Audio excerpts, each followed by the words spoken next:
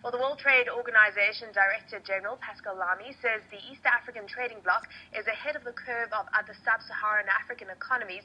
That's with regards to infrastructure development. He pointed out the significance of intra-Africa trade against the backdrop of fostering eurozone, festering eurozone crisis. Now, CNBC Africa's Beatrice Gachenge caught up with Lamy in Nairobi, the first of a stop of a 3-day regional tour. Let's take a look at that.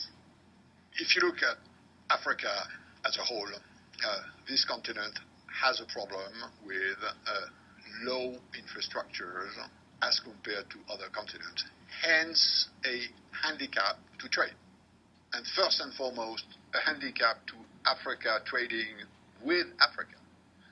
Now, Eastern African region is in many ways ahead of the curve in trade and economic integration in this continent. But when you look at how much better could be done, and I'm convinced a lot more could be done, the big bottleneck is in infrastructure development, port size, port operations, port handling, road links, rail links, energy grids. That's the most visible part. But there's also a part which needs to be addressed, which is on, customs procedures, standards harmonization.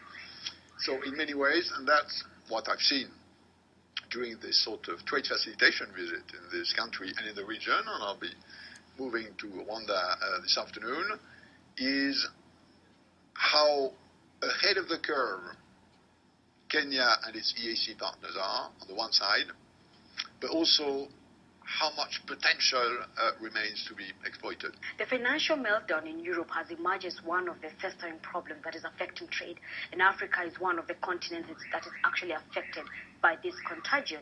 Is this a cue that Africa needs to take to actually increase intra-Africa trade within the African nations? I would agree with that. In order for African growth to become more sustainable, more resilient, Africa has to grow its own domestic market. And by the way, if you look at African growth, today, more than half of African growth is generated domestically by African consumers. So more of that in the future, which will make Africa, in a way, less dependent on the volatility of a number of raw material. But this diversification is on the move. And more of that will mean more sustainability and more resilience for African growth in the future.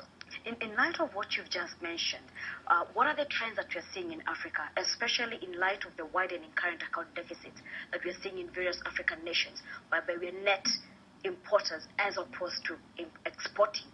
What needs to be done with that regard? Trade deficits are not a problem in themselves. As long as they are properly financed, there may be reasons why a country like Kenya needs, for instance, to import industrial equipment, machines, which are not produced in the region. My own sense on this is, trade-wise, this region is on the right track.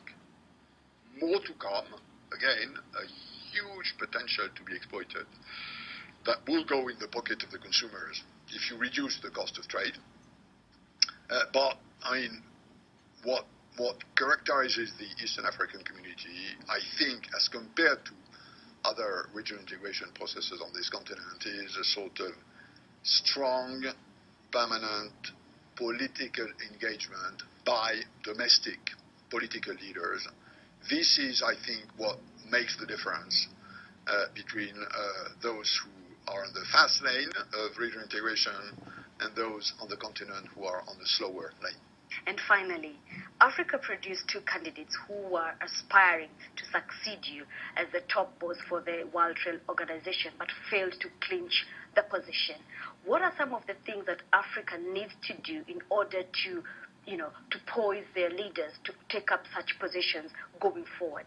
Well, there were 9 candidates to succeed me in September. 2 of them were Africans. They didn't make it to the final round.